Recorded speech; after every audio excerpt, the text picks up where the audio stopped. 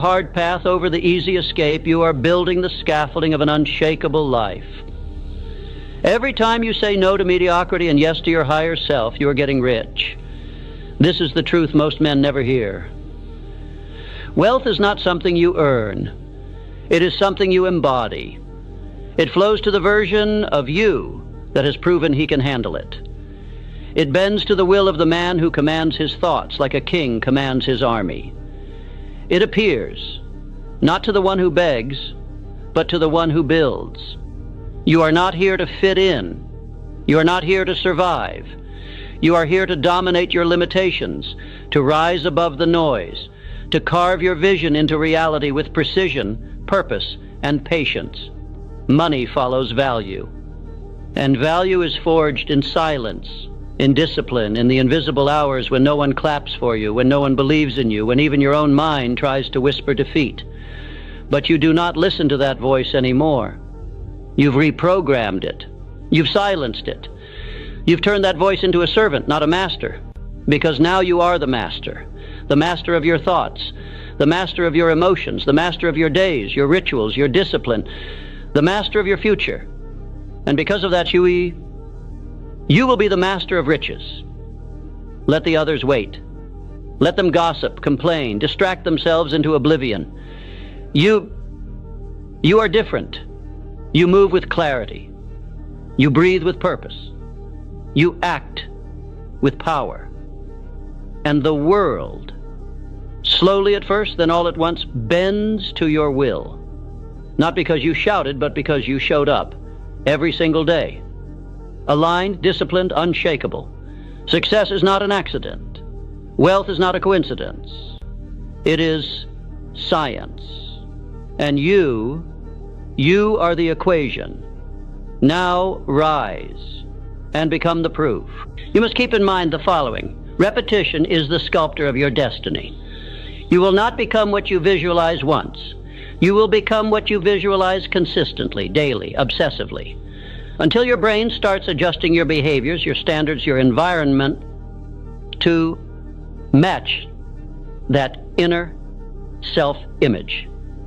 That's not magic. That's biology. So listen this lesson again and again and again until it gets installed in your brain and in your subconscious mind, until you realize the results you seek.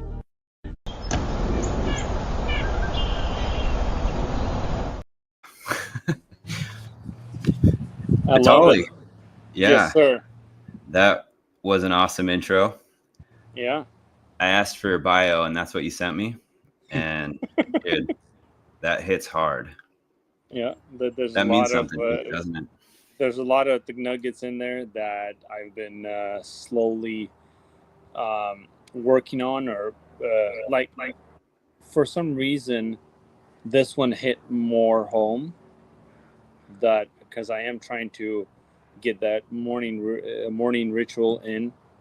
Those cold showers I'm still doing. It's hard. It's the hardest decision of the day. The one thing that my son, he's 17 now, and he pointed out or showed me that a routine missed once is a mistake. A routine missed twice is the start of a new habit. Got goosebumps on that one. A habit missed once is a mistake. A habit missed twice is the start of a new habit. So this is where we need to be more consistent and more disciplined in our morning routines. And I believe that morning routines is a big step into self-discipline. I agree. Just making your bed, that's one thing that I was taught. Start the day with a win, and then it all falls into place from there. So yeah, thank you for sharing that. So I want to give you a quick intro here, though. Started off a little different, but welcome everyone to the Servant First Networking Live. So we want to have comments in here. If anybody's on here live, I'll try and monitor them.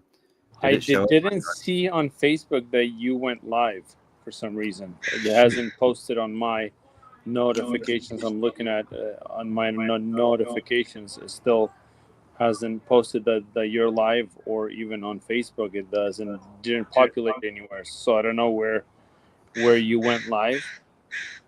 It's supposed to be on YouTube and Facebook right now. It might be live on YouTube, but maybe YouTube. Yeah. Is there a way to double check? Recording. You know, it's showing live on mine, but I think there's some setting I need to change. But I'll just keep going, and then I'll do what I did last week and just post it, and then I'll dig into the details on this. Perfect. After. We can do that. But yeah, so I guess don't comment right now. Comment after, and then I'll look at it, and then I'll answer the comments later. But wanted to introduce Vitaliy. He's my guest today. He's the owner of Blue Skies Window and Gutter Cleaning, and then also Holiday Lights Depot. Yep. And been helping exterior cleaning and lighting pros, providing tools, supplies, and support to succeed.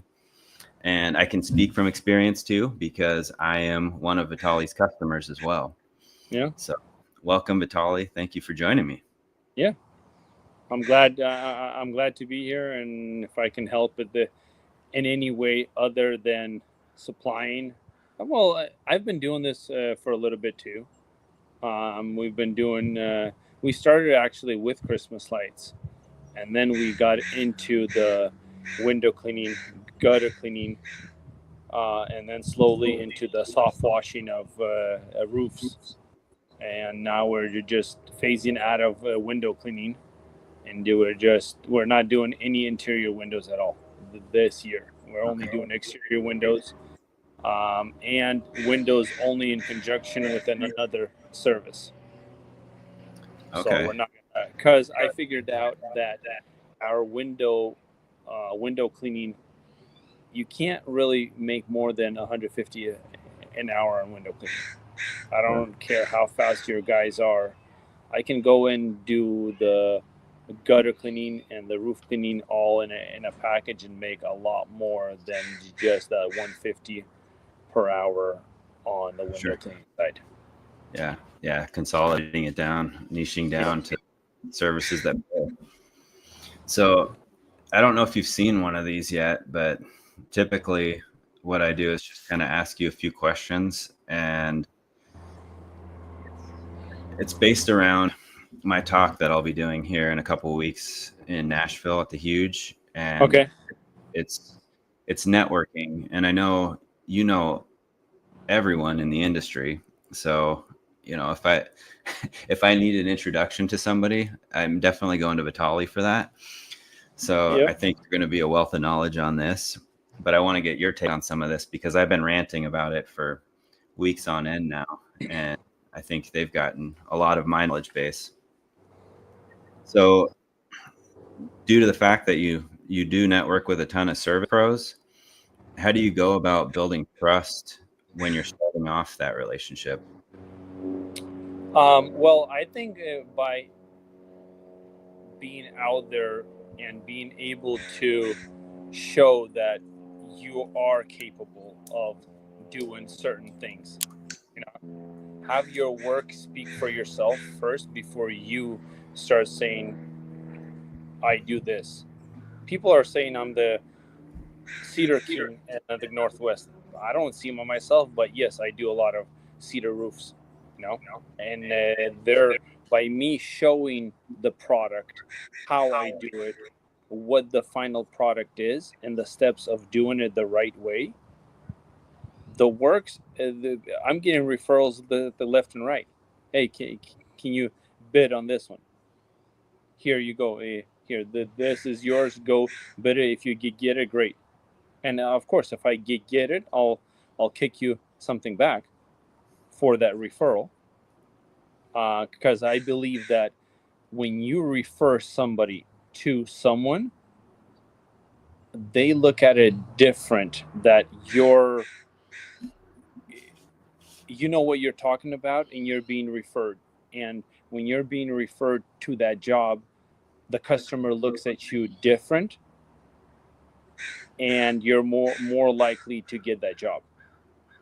Oh yeah. I've definitely seen that referrals closing percentage and average ticket tends to be higher.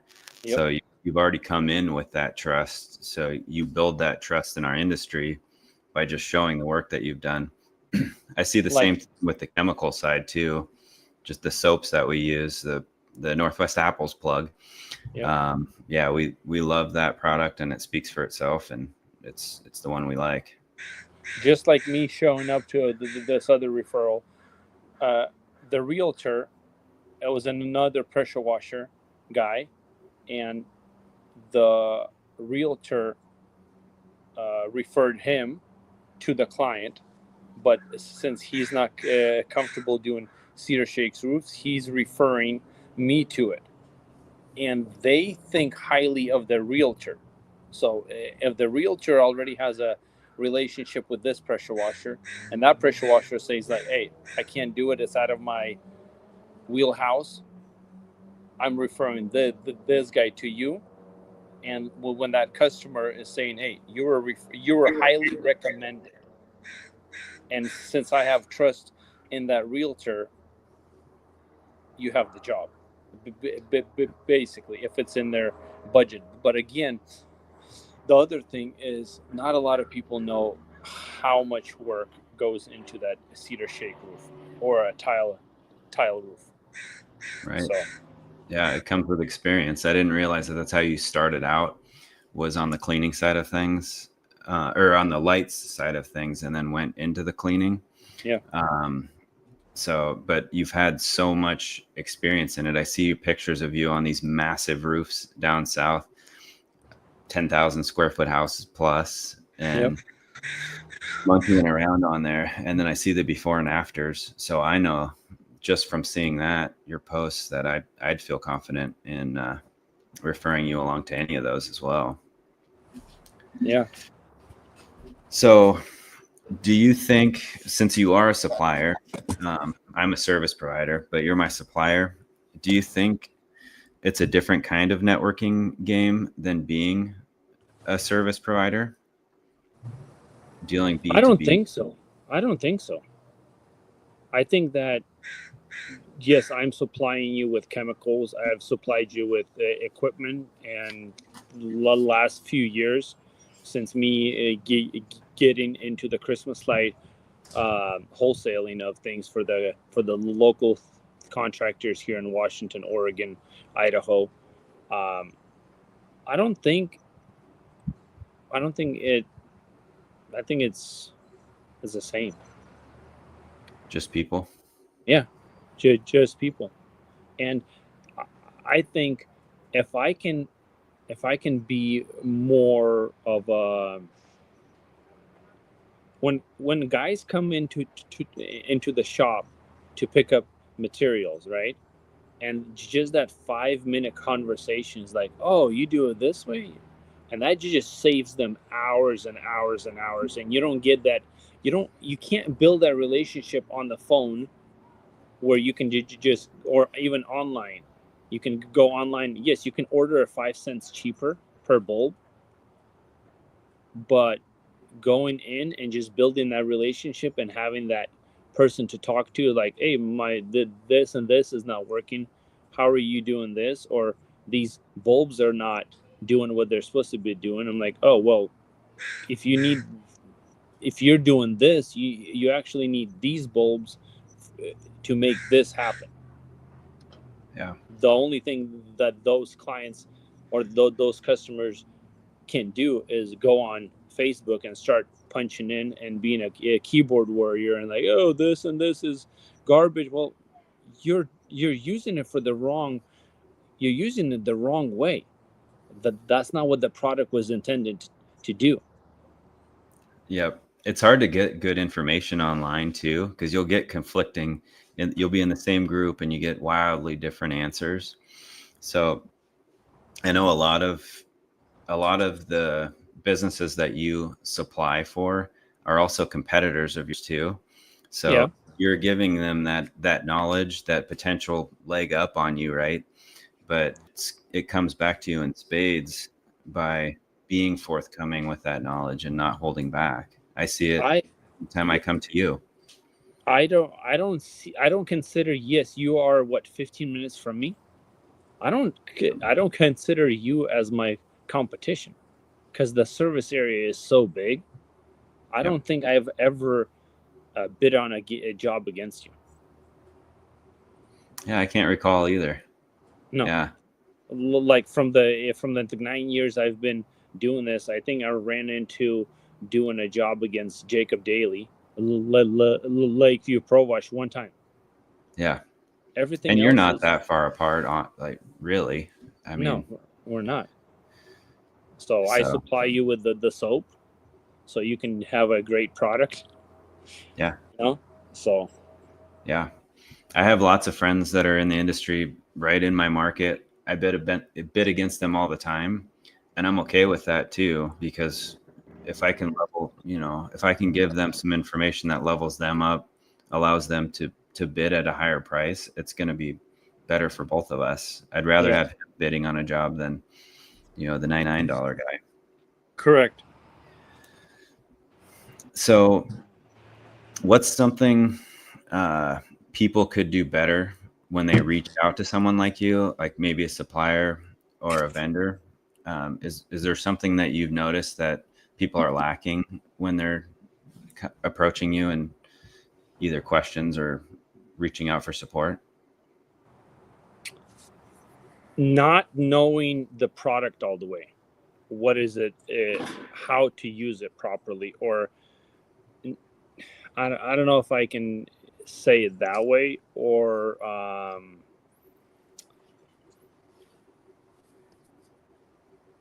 let me rephrase that.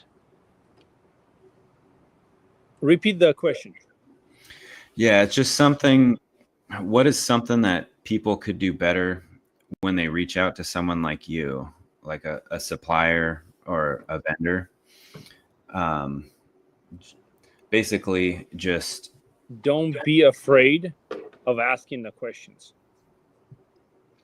that's a good one. Don't be afraid of asking the questions of what you're trying to do and what product. If you are using something else prior to this, because we only supply Minleon product. We only do it mainly on bulbs, clips, stringer, mini lights. Everything is Minleon. So if you are using something else in your, you know how to use that product, just ask questions. What are you trying to do? What if there is a better way of doing this? If there's a different product out there for this purpose, because not a lot of people know that the one plug has been around for has been around for 2 seasons. This is going to be the 3rd season, and it's out there, and that actually changed the game for us. Now you're having a lot less connection points of where the female and male go together, and if this is the gutter line and then it goes into a peak, you can put that one plug in. Now that section is all one, and from there you can go up to the other section. But it's just, if you don't know, you don't know what you don't know. Yeah. Yep. And so many of us, well, we start out as bays and kids, and we're not afraid to ask those questions. We'll ask question upon question upon question. And then as we get older, Levi was talking about this last week with me. We get more self-conscious to ask the questions because we have to be the expert. And that's huge. Just going in and displaying your ignorance and not being afraid to look stupid. And you get that knowledge, that little piece there, and that'll save you massive amounts of time, materials, everything. Mm-hmm. I agree. So, and let me know if you do need to jump off. I know. No, I'm still fine. I'm still good. Okay. Don't be afraid to cut it off. I know what's going on.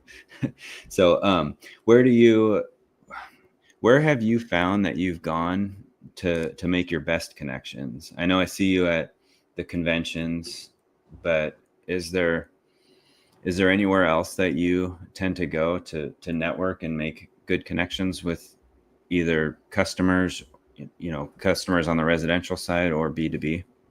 The customer, I haven't gone into anything that for the customer side of things.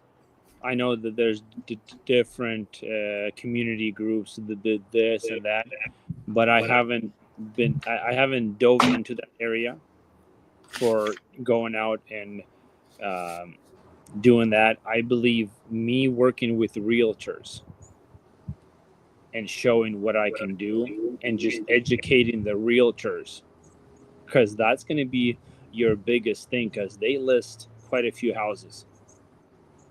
And if you can come in at that price point, maybe a little bit lower than what your usual price is, because they will feed you those customers.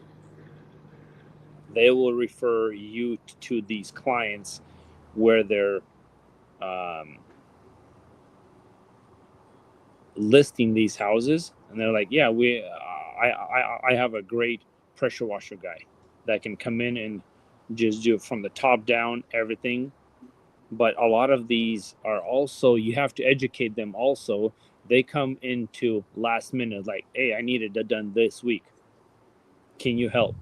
Like, well, Yep. what are you trying to do? Oh, we need the roof done, we need this and this, we need it for pictures. Like, well, if we're doing the roof cleaning, the pictures are not going to be perfect. Yep. Yeah. Because the way we have the moss and the way we clean, we don't do 100%. We'll lightly brush that, and it's going to look ugly. Yep. But we're doing it the right way. So I believe for me, I believe it's realtors. And what do you have a certain tactic? And I agree with that totally. It's always last minute. It's pictures are tomorrow. I need it done today, or I have to find somebody else. They always wait till last minute.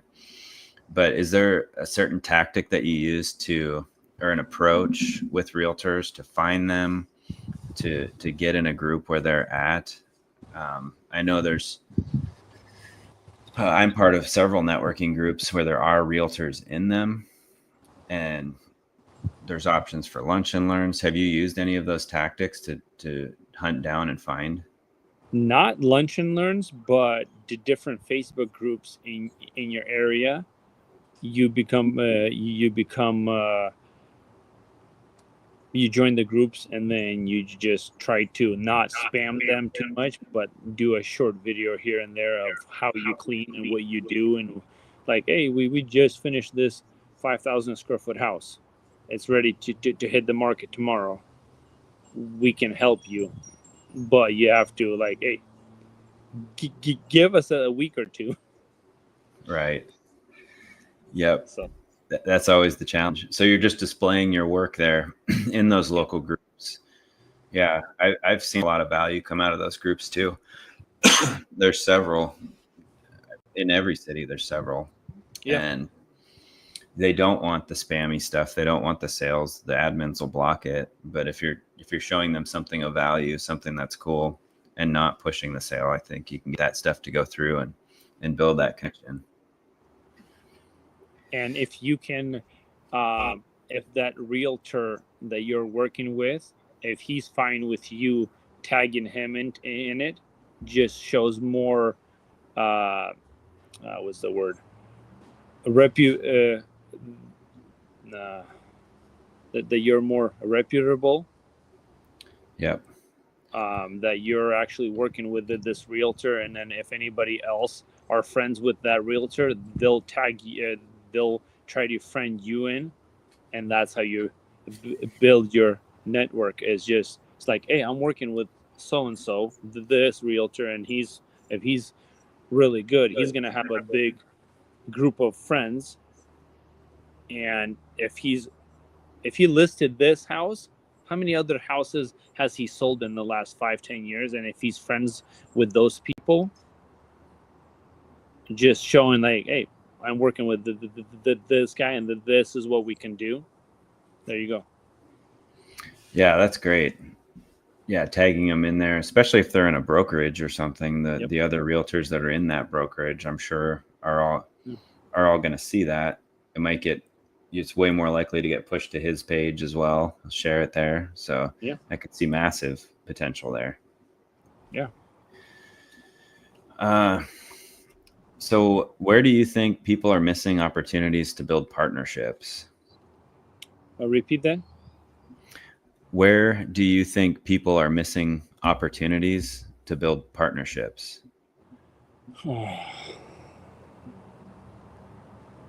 I mean, you and I have a partnership. You're my vendor, and we've worked together for how many years now? It's been a while. 7 years. Yeah, it's been a long time. But, you know, we established that over time. You know, it's slowly, you know, it's gone all at the start, I'm sure, and progressed. But We have a relationship where you just send me the code to your shop, and you like drop it off anytime. yeah, 10 o'clock at night times. Yeah. Yeah, So, which is huge. I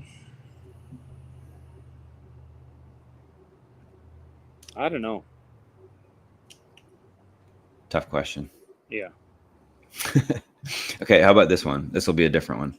What's the weirdest thing someone's tried to buy from you? Oh. I know I try to buy a lot of stuff that you don't have. Some used lights. Used lights. I need these lights. Do you have any? I'm like, no, I have some used ones. Sure, I'll take them. Oh no, to put up on a customer's house? Yeah. Oh no. Yeah, I don't know if I'd be comfortable with that. They were only used one season, and I cannibalize a lot of the clients' lights. Anyways, and the customer's not gonna know if they're brand new or not. As long as they work and that they're installed professionally, we're good. And tested. Yeah. Are you getting a call? Yeah, I need to go. Okay. All right. Well, yeah, we can wrap this up. Is there anything that you wanted to say in closing? And I'll just do my outro, and then. No, I think we can jump. Jump back on a call here in a week or so, and continue this if you want to. So. Yeah. No, I definitely like to get you back in the lineup when we have more of a chance, and you're not in go mode. Yes. You're always in go mode. What am I talking about? So, yeah. So basically, I just wanted to close it out here, and thank you, Vitaliy, for joining me, even though it's been a hectic day. But again, I'll be speaking there at the Huge. You're coming, right? No, you're not. No, I'm not. Not this time. I have way too much stuff going on this year. I want to, but I just can't. Okay. Yeah. Well, if any of you are or want to go, they'll actually have a janitorial speaker there, an industry leader in janitorial space, lighting, like Vitaliy and I, and then exterior cleaning, window cleaning. But I'll post the code for $50 off the ticket. There should be around 2,000 people in attendance, is what I heard. Nice. So it's trending towards the biggest attendance they've had yet. So, and you get to go see some country music in Nashville. So now I think I just booked up September 4th. So if anybody wants to be a guest on here too, I'd love to have you and get your perspective on things as well. And until next week, I guess have a good night, everyone. And thank you. See you soon. All right. See you, Vitaliy. Later.